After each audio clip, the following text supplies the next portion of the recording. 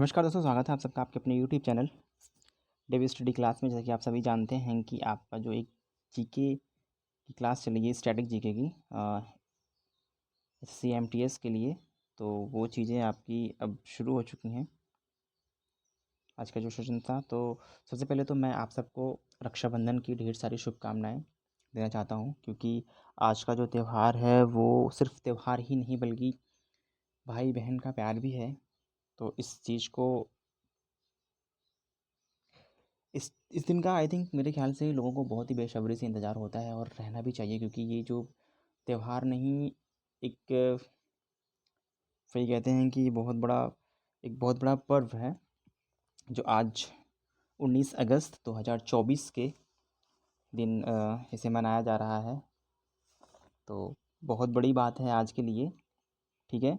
तो सबसे पहले तो मैं उन भाई बहनों को मेरी तरफ से, यानी कि डेविड की तरफ से, ढेर सारी बधाइयाँ देना चाहता हूँ कि आज किसी भाई की कलाई सूनी नहीं होनी चाहिए। और यही मेरी दुआ है हमारे सभी भाई बहनों से, जो हमारे सदस्य में हैं वो मेरे भाई बहन ही हैं, ठीक है। तो एक चीज़ है, एक कोट्स है कि मैंने जो अभी हाल ही में लिखा है, ए ज़िंदगी कै खुदा से कि तुझसे एक खुदाई मांगी है, रहे मेरी बहन हर हाल में खुश, ये दुआ मांगी है। ज़िंदगी भर उसकी रक्षा करते करते चली जाए मेरी जान, क्योंकि मेरी बहन मेरी कलाई पर रक्षाबंधन बांधी है। तो इसी के साथ बहुत ही एक हिसाब से कहा जाए कि बहुत दिल से मेरे दुआ है कि किसी भाई की कलाई सुनी ना हो, और कोई भाई कोई बहन अपने भाई से नाराज़ ना हो। बस इतना ही मैं कहूँगा। तो आज के लिए बस इतना ही। सो स्वागत करते हैं एक बार फिर से आप सबको आपके अपने यूट्यूब चैनल डेवी स्टडी क्लास में। तो रक्षाबंधन की ढेर सारी शुभकामनाएं, और रक्षाबंधन आप बहुत ही प्यार से अपने घरों में मनाएं, और साथ ही साथ आप पढ़ाई भी करें, क्योंकि आपको सिलेक्शन भी लेना है। ओके। तो आज का आपका पहला क्वेश्चन जो आपका बनता है, भारत संविधान के सभा की सदन क्या लिखा है, भारत संविधान भारतीय संविधान के सभा की सदन समिति के अध्यक्ष कौन थे, बताइएगा। देखिए, ये सबसे इम्पोर्टेंट क्वेश्चन जो आपका है। देखिए, आपका ऑप्शन है यहाँ पे। एक ऑप्शन आपका है KM मुंशी, ऑप्शन बी है पट्टभी सीतारमैया जी, और आपका ऑप्शन सी है AB ठाकुर जी और JV कृपलानी। बताइएगा, इनमें से ऑप्शन आपका कौन सा करेक्ट आंसर हो जाएगा। आपका आंसर हो जाएगा बी, आंसर आपका हो जाएगा पट्टभी सीतारमैया जी हैं, ठीक है। चलें अगला प्रश्न। देखिए, अगला प्रश्न आपका कहता है, संविधान का क्या लिखा है, भारतीय संविधान का क्या है, भारत का संविधान द्वारा हस्तलिखित है। भारतीय संविधान रिक्त स्थान द्वारा हस्तलिखित है, यानी कि किनके द्वारा जो है ये हस्तलिखित है। बाला साहेब गंगाधर खेर, ऑप्शन ए आपका होता है, जो बाला साहेब गंगाधर खेर जी, कन्हैया लाल माणिक लाल मुंशी जी, और श्याम प्रसाद मुखर्जी जी हैं, और प्रेम बिहारी नारायण राय ज़्यादा जी। तो ये जो एक ये हैं, इन्होंने ही मतलब हस्त लिखित किया था, ठीक है। ये आपका ऑप्शन हो जाएगा, ऑप्शन डी इज़ द बिल्कुल करेक्ट आंसर आपका हो जाता है, ठीक है। चलिए अगला प्रश्न आपका क्या है, संविधान सभा की पहली बैठक कब हुई थी, किस वर्ष। आई थिंक कहा जाए कि किस वर्ष हुई थी, ये भी कहा जा सकता है किस वर्ष हुई थी। ये आपका ऑप्शन है। ऑप्शन आपका हो गया अगस्त 1945, दिसंबर 1946, जुलाई 1948, जनवरी 1950। ऑप्शन क्या आपका सही हो जाता है, 1946, दिसंबर 1946 में संविधान सभा की पहली बैठक हुई थी।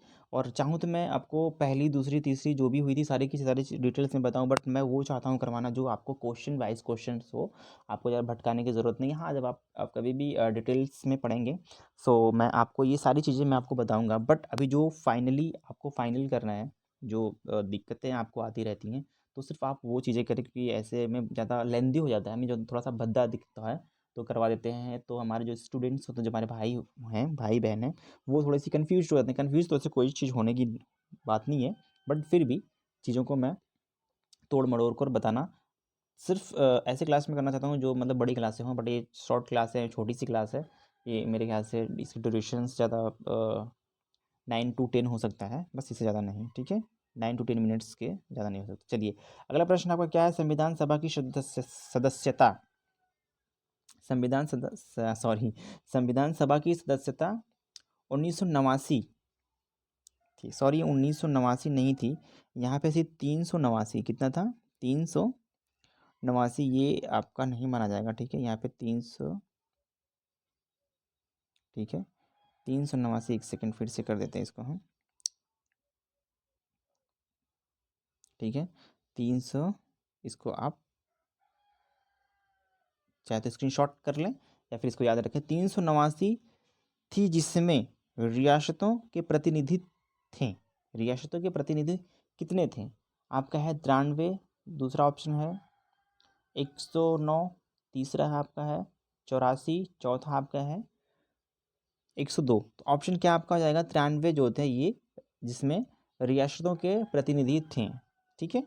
चलिए अगला प्रश्न,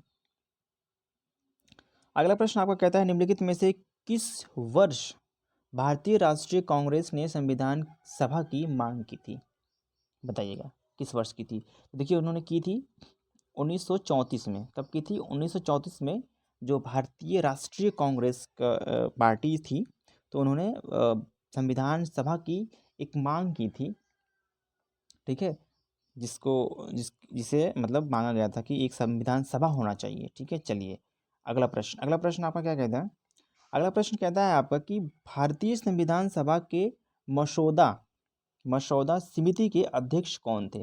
देखिए मसौदा समिति के अध्यक्ष, अगर आपको डिटेल्स में सारी चीज़ें पढ़नी है तो आप एक मेरा और इसी में एक वीडियो है, आप उसको मतलब देखेंगे, मैंने डिटेल से सारी चीज़ें बताई है, ठीक है, तो आप उसको देखेंगे तो आपको ज़्यादातर समझ में आएगा। तो आपका ऑप्शन है, आपका क्या आ जाएगा, Sardar Vallabh Bhai Patel, doctor Rajendra Prasad, Baba Saheb doctor V R Ambedkar ji, ठीक है। तो ऑप्शन क्या हो जाएगा आपका, डॉक्टर बाबा साहब बी आर अम्बेडकर जी जो है इसी के मसौदा समिति के अध्यक्ष माने जाते हैं, ठीक है, माने जाते हैं, मानने नहीं जाते थे, वो थे, ठीक है। चलें अगला प्रश्न है, निम्नलिखित में से किसने भारतीय संविधान की राजनीति को राजनीतिक रणनीति को, सॉरी यहाँ पे रणनीति है, ठीक है, ये रणनीति था तो यहाँ पे राजनीति कर दिया गया, थोड़ी सी स्पेलिंग्स में हो जाती है मिस्टेक, तो इसके लिए आई एम रियली सॉरी, ठीक है, रणनीति लिख देता हूँ मैं खुद ही, ठीक है,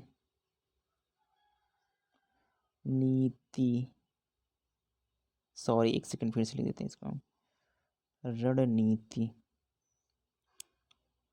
एक सेकंड, ब्लैक वाला रेड वाला कहाँ गया जी, रेड, ठीक है, कहाँ पे आया रणनीति, ओ माय गॉड,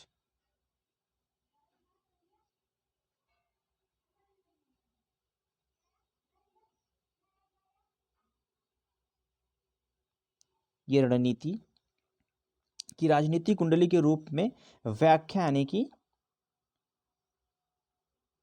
वो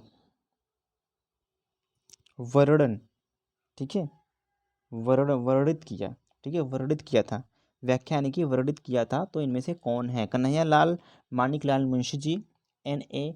पालखीवाला, बाबा साहेब डॉक्टर भीमराव अम्बेडकर जी, या फिर ठाकुरदास भार्गव जी, बताइएगा इनमें से कौन से हैं। तो देखिए आपका ऑप्शन ए बिल्कुल करेक्ट आंसर आपका हो जाता है, ठीक है, इसको आप स्क्रीनशॉट ले लीजिएगा, थोड़ी सी मिस्टेक्स हो जाती हैं, सारी चीज़ें मुझे ही करनी पड़ती है यार भाइयों, तो थोड़ी सी दिक्कतें आ जाती हैं, बट डोंट वरी, मैं आपको सारी चीज़ें डिटेल से समझाता चलूँगा, ठीक है, इसमें कोई प्रॉब्लम नहीं होने दूंगा, बट मैं नहीं समझूंगा भले, लेकिन आप लोगों को पूरी तरह कोशिश करूंगा कि आपको पूरी चीज़ें समझ में आए, ठीक है। चलिए अगला प्रश्न आपका क्या करता है, भारत के संविधान के नवीनतम संशोधन में से किसने गोवा को राज्य का दर्जा दिया था, जो मतलब एक संशोधन हुआ था, तो उसमें कौन से संशोधन में जो गोवा को एक राज्य के रूप में माना गया था, वो कौन सा संशोधन था, जो भारतीय संविधान में संशोधन हुई थी, वो कौन सा संशोधन था जिसमें गोवा को एक भारत का राज्य के रूप में स्वीकार कर लिया गया था, गोवा को, ठीक है, ठीक है, ये देखिए आपका ऑप्शन हो जाएगा 56वां संशोधन, जिससे भारत जो था एक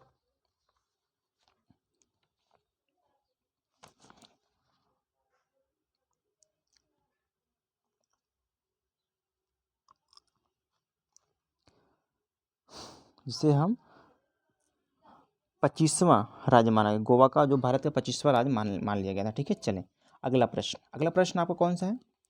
अगला प्रश्न आपका कहता है निम्नलिखित में से किस राजपूत शासक ने 1191 डीए में तराइन प्रथम युद्ध में मोहम्मद गौरी को हराया था? तो ठीक है, वो पृथ्वीराज चौहान जी थे। कौन थे?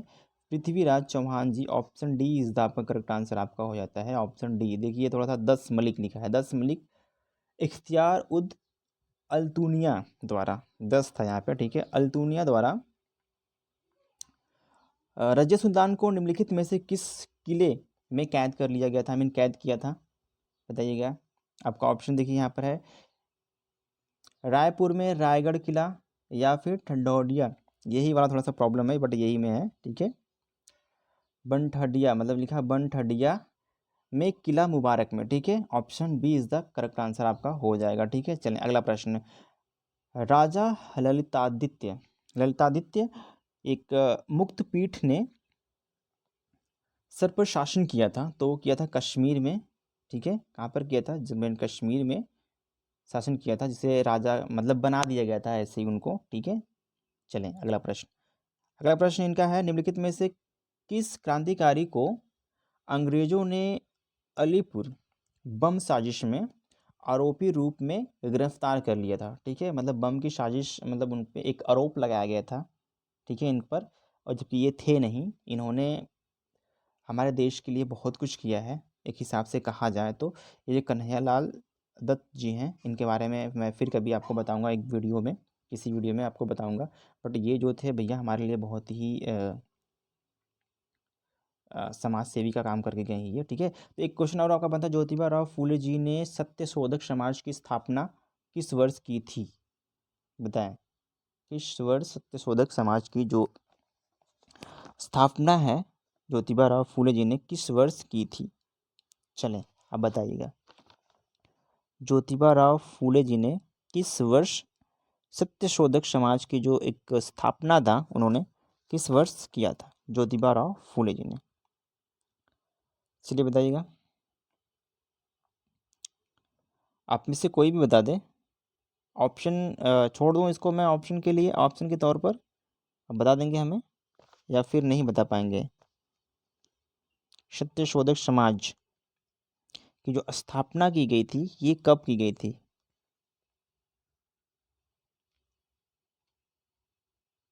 बताएं आप हमें।